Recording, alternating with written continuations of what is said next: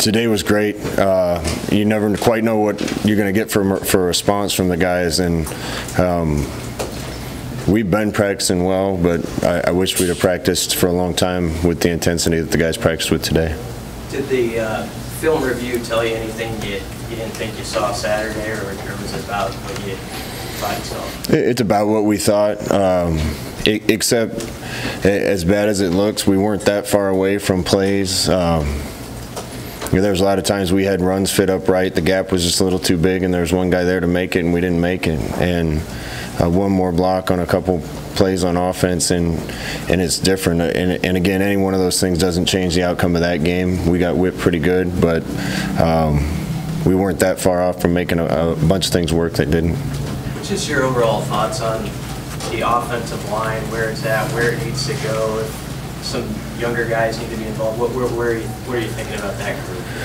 We got to keep getting everybody on the roster better. We've been in that process since we got here, and we're going to continue to do it. We got a couple young guys that I think are getting close to being ready to play at guard. Other than that, we're playing the guys that give us the best chance to win. We just got to make sure we keep working and coaching and trying to make guys we got better. When you look at the growth of your line for the future, how big is tackle recruiting for you this next year? Just getting more competition at that position specifically. Recruiting's big for us all over. You know, we didn't look like Michigan looked on Saturday, and that's the part that recruiting gets you.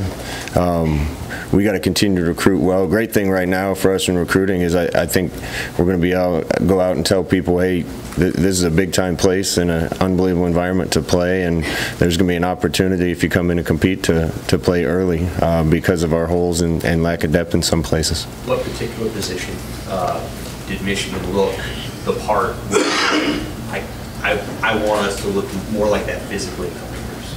Pretty much all of them.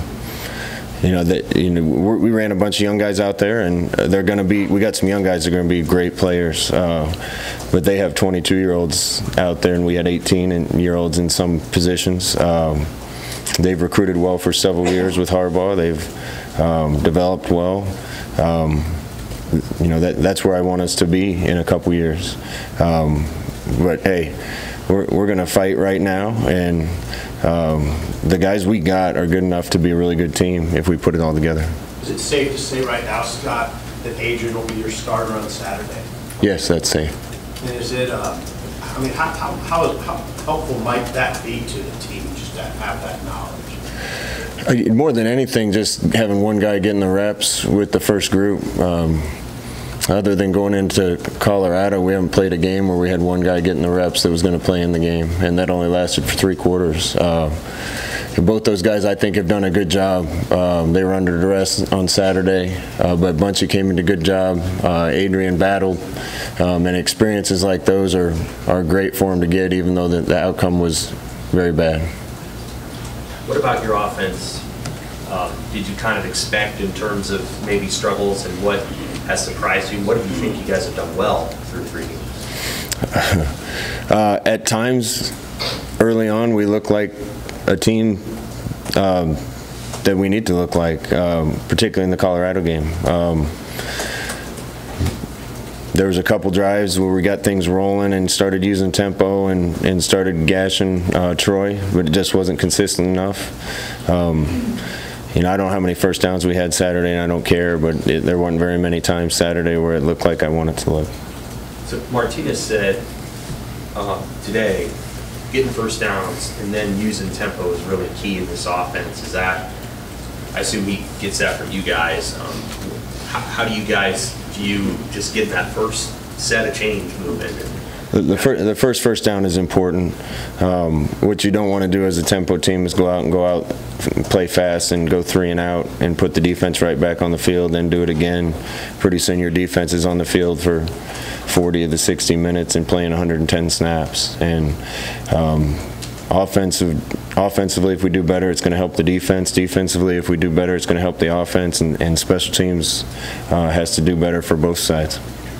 Is there a common theme through 3 games with the number of penalties you've seen, or is there something that leads to penalties that overall that's correct?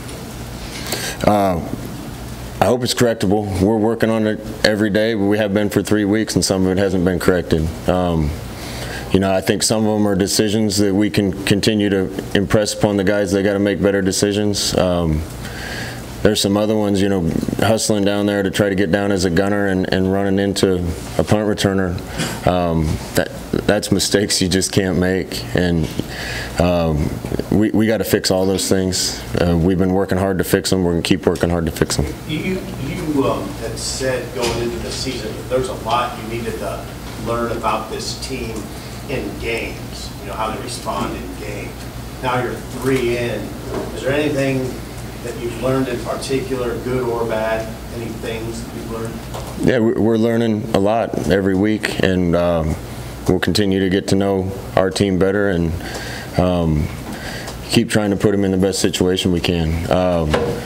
You know, I think the last 2 games have been a little unique, that the defenses were multiple, and we got a lot of different pressures from Michigan, a lot of different looks from Troy.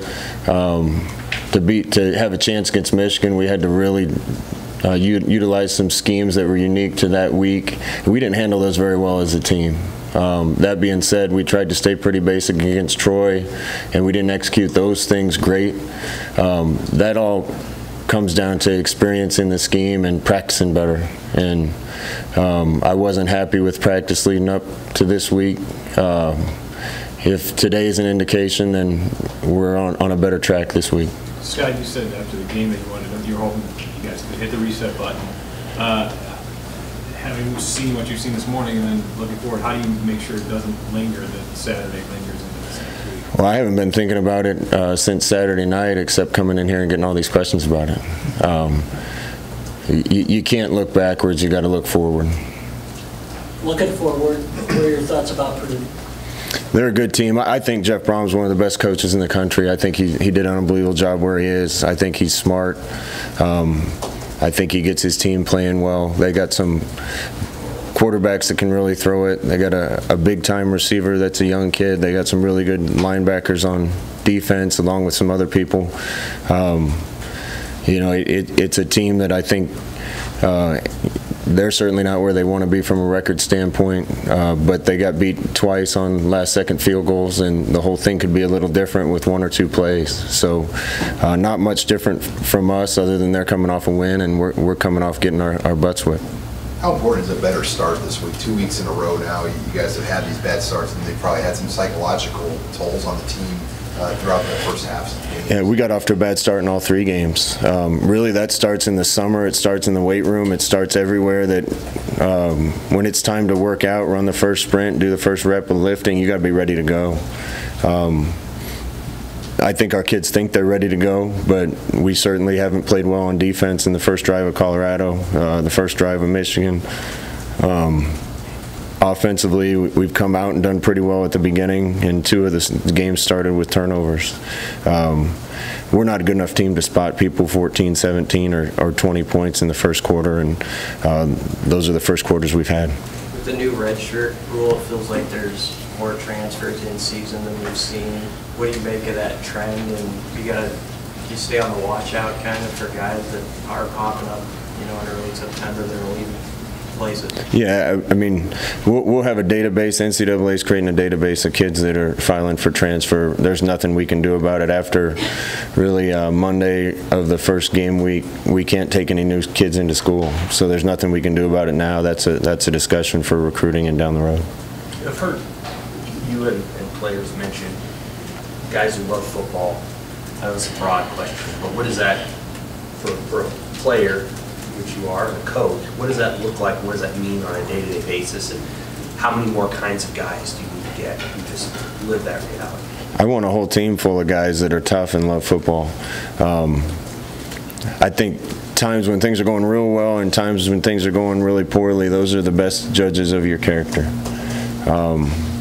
When you're winning and you're undefeated, do you still come to practice and work like you're winless? And when you're winless, do you come to practice and do everything you can to change your circumstances? In both of those situations, if you love football, you're going to come to work and do the best you can because you love the game and you want to be great at it. Is there a guy or two on this team who are like, that guy loves football? You may not be doing everything right, but I know he loves it. Yeah, there's several. if I had to pick a couple, Stanley on offense, you know, he was frustrated, and not in a bad way. He just wants a different result, and he went out and battled. Mo Berry goes out and battles. Luke Gifford goes out and battles, and we got a bunch of those guys. I'm not sure we have a whole team of them yet, and we want to get there, but there's several guys doing things the right way. I know you talked to Coach Osborne a lot. Have you talked to him since Saturday, and kind of what's his advice to you through a tough start like this? My impression is he probably fishes on Sunday and Monday, so I usually see him about middle of the week. But Scott, for you personally, I mean, this is something you haven't experienced this a lot in your career. I mean, personally, how difficult is this for you? Nobody's more frustrated than me. But I'm also never going to panic. I know what we're asking the guys to do works. Maybe this is a little bigger fix, or it's taken longer than what I expected, but there's no question in my mind that we're going to get it fixed. I came here for a reason. I had other opportunities, came here for a reason, because I want to be here. This is the team I want to coach. We're doing the same things that we've done with other teams to turn them into winners. In fact, we're working harder at it. It's going to come. Summer's not here yet, but it's coming. Sooner or later, it's coming. With the way that losing the game against Akron and the way the non-conference season went, have you changed much about what you think in terms of how you're going to use the 4-game redshirt rule? I know it's sort of an ongoing conversation. Yeah, I think that's a conversation for down the road.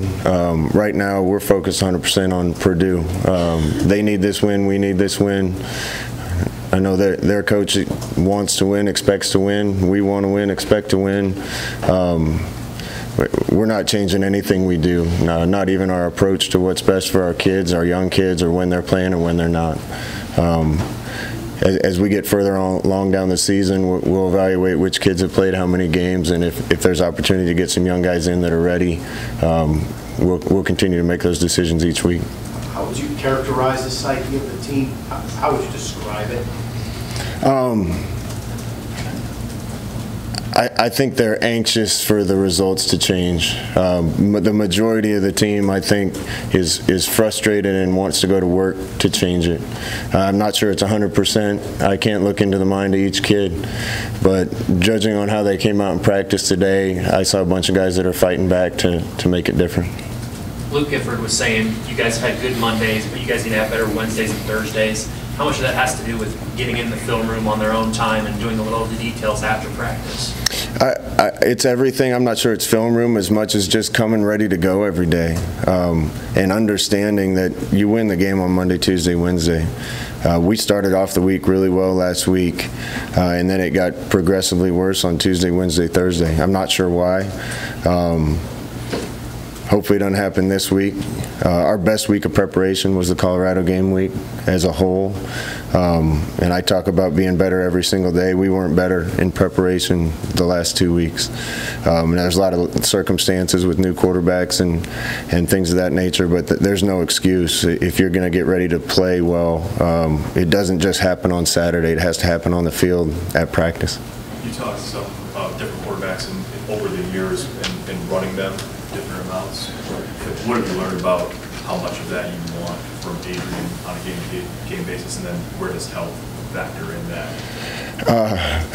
We don't have the luxury of being overly protective with him. We have to call what we think is going to work in the game. And I think Bunchy's shown that he can come in and do a good job. So, you know, we had to protect Marcus a little bit just because he's so valuable to us at Oregon that we didn't want to run him 20 times a game. McKenzie, as great a player as he was, isn't a man of huge stature, so we didn't want to run him up the middle a bunch, but we found creative ways to do it.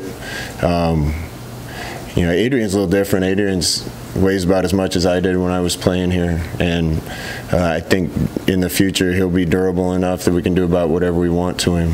In the situation we're in, we'll be a little careful, but we have to call whatever play we think is going to work.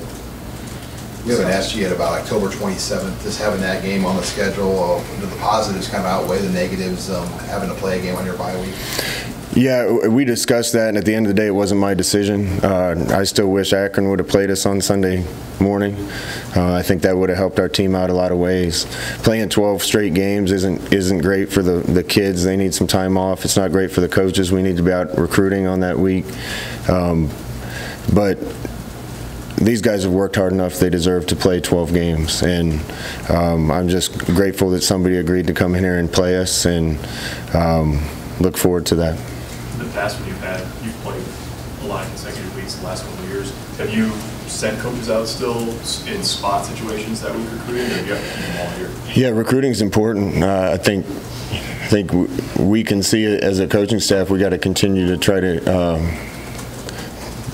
to get more good players on the football team, and that's going to be the lifeblood for us going forward. We're going to miss out on the bye week, so if there's some chances to get coaches out on Thursdays and Fridays before games, we'll do it.